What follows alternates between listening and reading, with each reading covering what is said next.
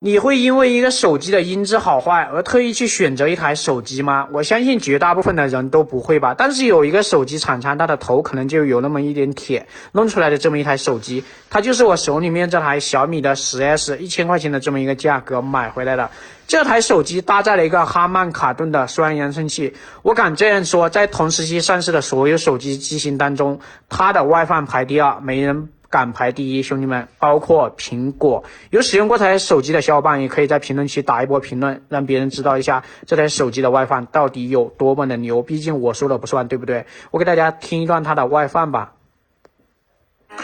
你一直在身边，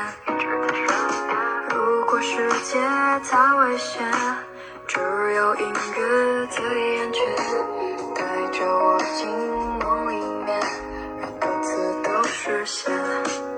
无论是开心还是难过，我的爱一直不变，无名的情绪像流水带走一切。